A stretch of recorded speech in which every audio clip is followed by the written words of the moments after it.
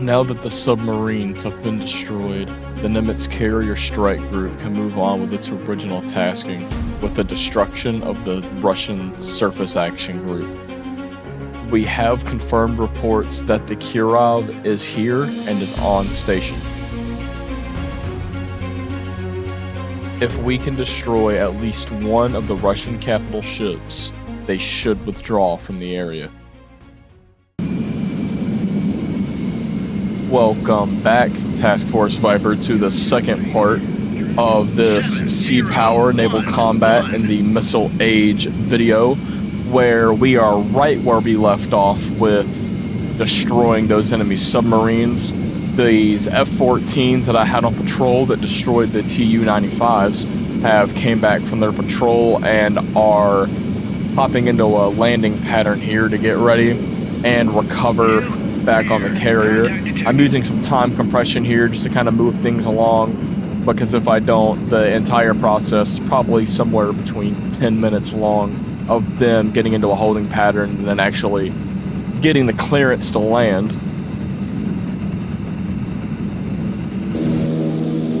And I've relocated the P-3C. I've tasked it with essentially just shadowing the Russian Surface Action Group here.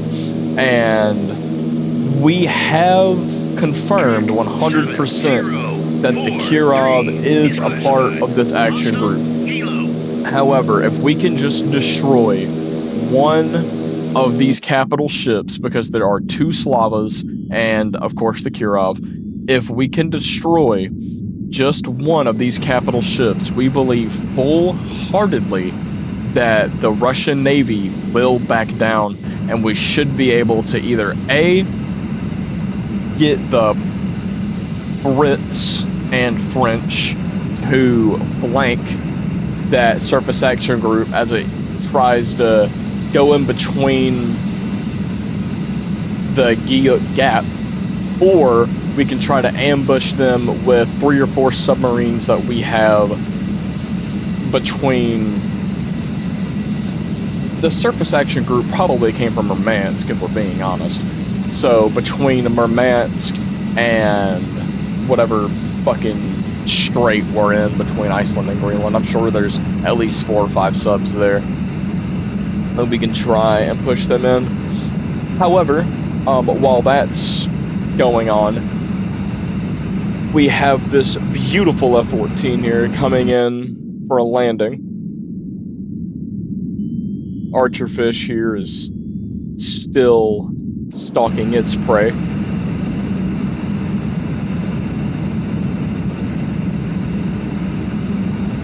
And I'm trying to move Archerfish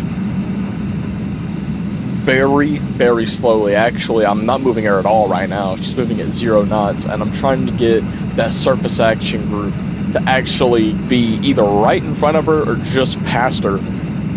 So that way when we fire, we can fire those torpedoes into the baffles, which is essentially the prop wash of these ships. I can fire these torpedoes straight into the baffles of these ships and them hopefully not even know that they've been fired at. Beautiful landing by this Tomcat pilot. And so far so good. No direct fire has been taken on our carrier strike group, and as a matter of fact, so far we haven't lost anyone, and so far we, as the American side of this, we are casualty free, unless one of these F-14s decides to come in 3 feet too low and slam into the back of a Nimitz class carrier. Our second guy's coming in here. They actually came in pretty tight. And as you can see, I'm monitoring down here on the left. I've still got this little TAC map pulled up. Now, you can press tab and have access to where it'll fill your entire screen with the TAC map, and you can actually play the entire game from the TAC map, but I prefer these 3D models. Here's a Slava here. Archerfish way down here in the deep. those sonar pings as they're trying to locate archer fish.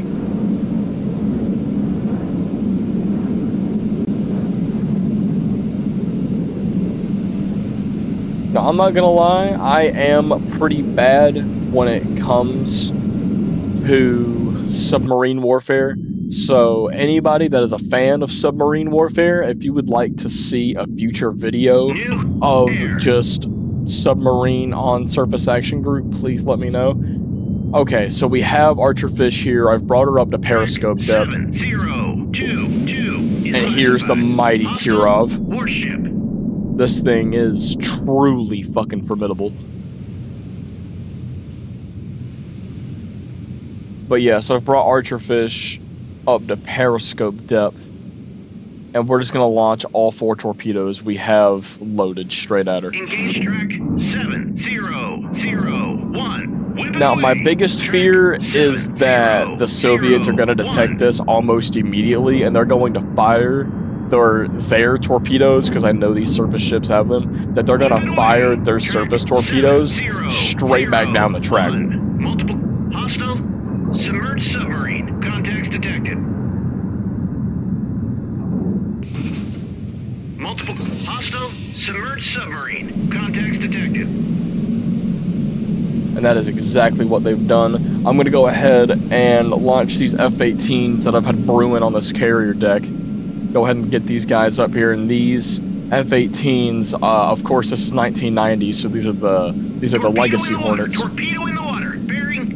But I've got these F-18s absolutely loaded to the brim with harpoon missiles. So this should go absolutely swimmingly, assuming that I can get these F-18s within range with these harpoons and them not be shot down by the Kirov. Or any of your escorts, for that matter. Alright, but if they're gonna fire their torpedoes straight back down the track, I'm gonna move the archer fish out of here right most motherfucking Ricky Tick. 011. Hell my. Just in hopes that they have no idea where the archer fish actually is. Well, I'm sure they will now, because I'm cavitating like hell, but you know, eggs and omelets. Yeah, just try to get archer fish out of here as quickly as possible. I was gonna string along my towed array to try and listen for any other potential other Russian subs that could be in the area, but I don't think it's going to be that big of an issue. F-18s here on the flight deck, still getting these alerts from archer fish that they have torpedoes after them. Archer fish should be fine. I don't think it's going to be that big of a deal for archer fish. F-18s on the deck here. Get some beautiful shots of these F-18s on the deck here. Probably the least cinematic moment in Sea Power.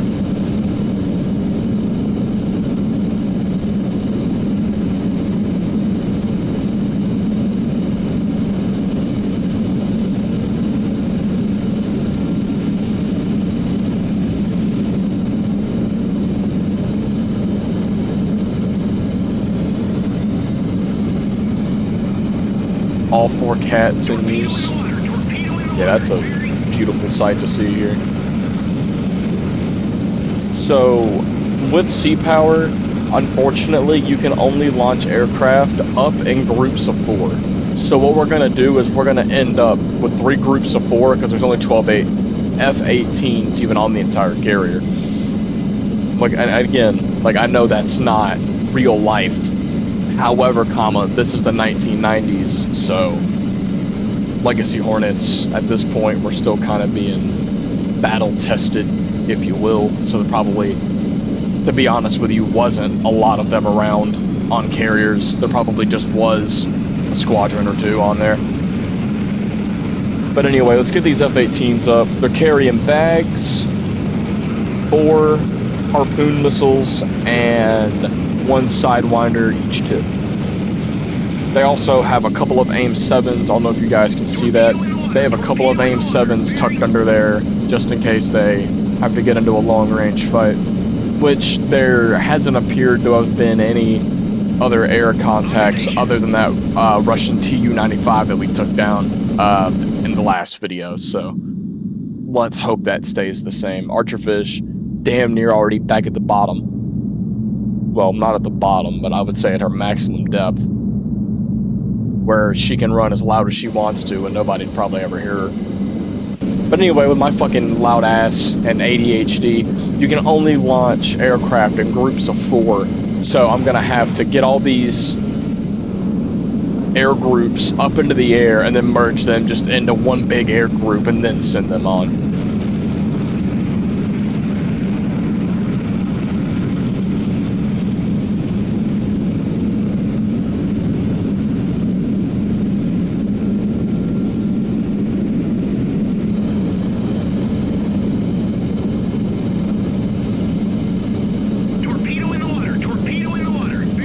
Torpedoes still going after Archerfish, but then again, I doubt these torpedoes have dove down to 14 or 1500 feet.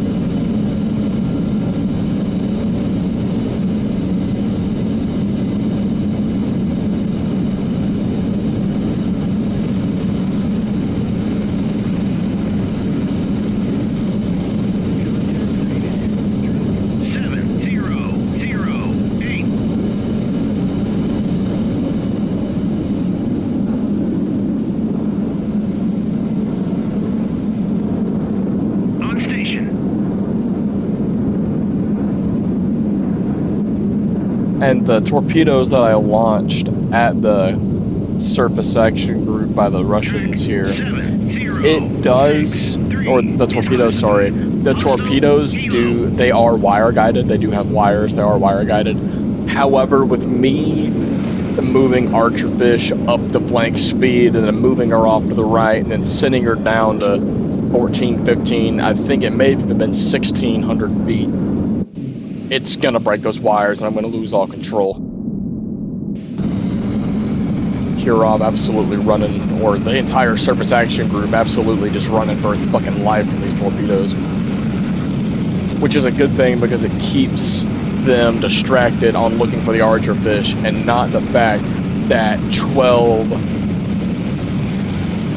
anti-shippers just took off from an aircraft carrier like 250 miles from them. So let's go ahead and get these groups merged on up here and get them on their way and vector them toward the strike group here.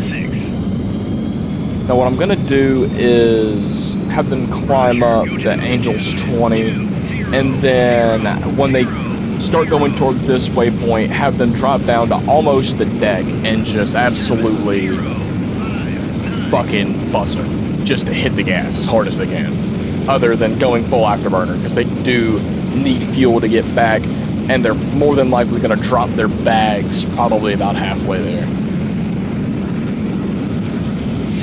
Use a little bit of time compression here to speed this up.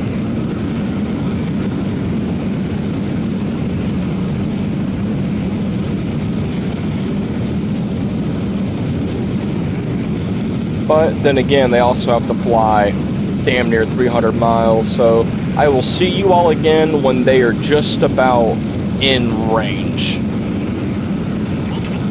Beautiful.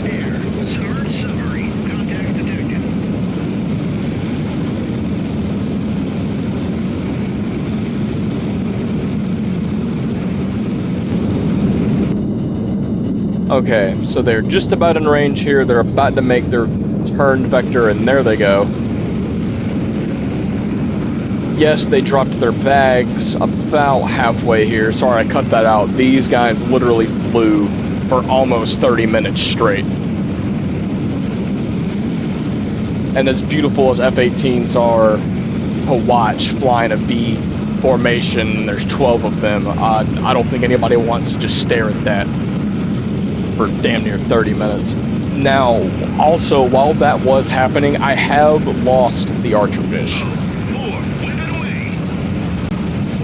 Alright, weapons away here.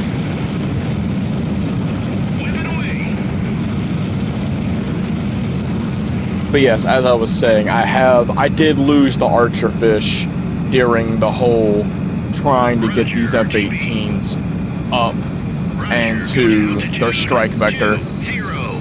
3 or 4 torpedoes slammed into her. I brought her back up to make another torpedo run, and as soon as I came above the thermal layer, I guess they just had all their sonars pointed in that direction, and immediately knew where I was, sent 4 or 5 torpedoes my way, and I could not evade them.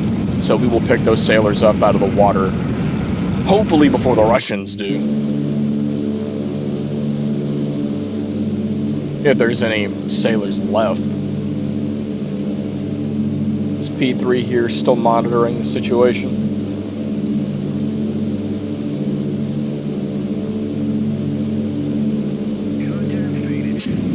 Well, harpoons have hit the deck and are on their way. I will see you guys again once they get close enough.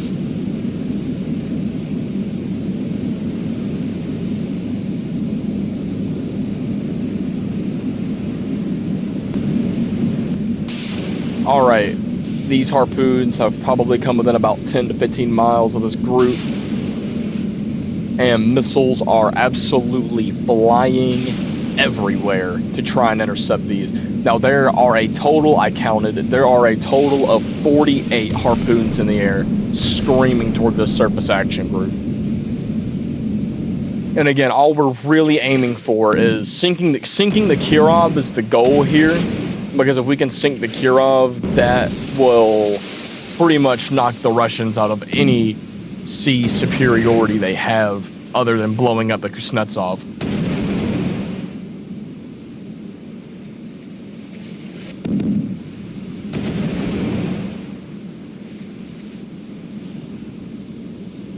There was just a hellfire of missiles coming to intercept these harpoons.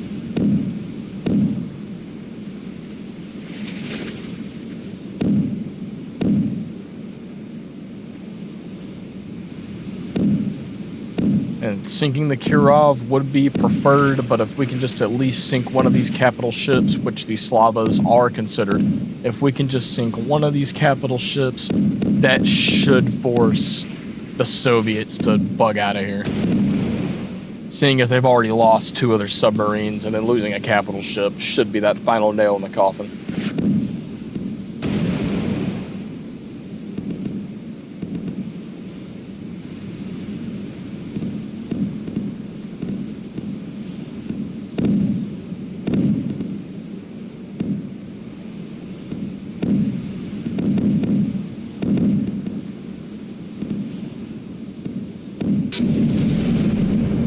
Here goes the view from the Kirov here. I'm believing it's that Slava that's there. It's being blocked by the formation manager, but I believe it's that Slava over there on the left that's gonna get it. I don't think we're gonna be able to hit the Kirov, but I'm definitely thinking that Slava over there is gonna be what catches the brunt of these harpoons.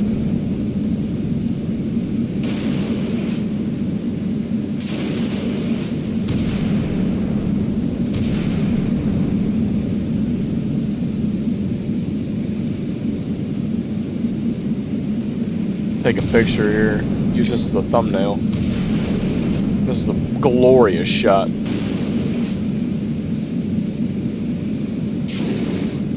Yeah, that Slava's got flares and chaff in the air.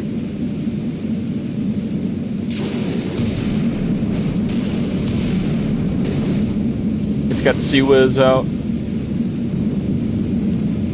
Yeah, that Slava's gonna fucking eat it, buddy.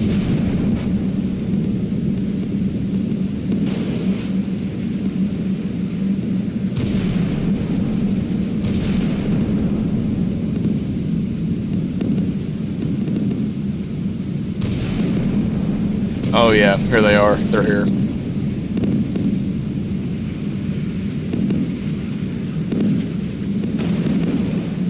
Hit track 7005.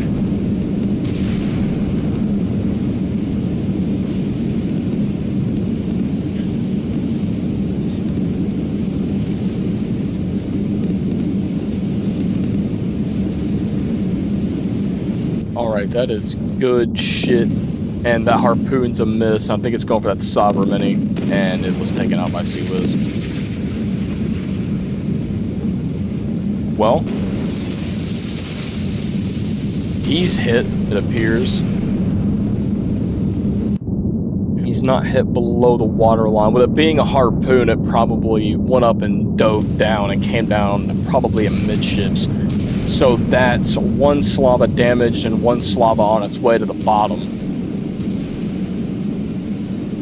So I would say, yeah, and it appears they are turning around. So it appears the Russians are indeed bugging out of here.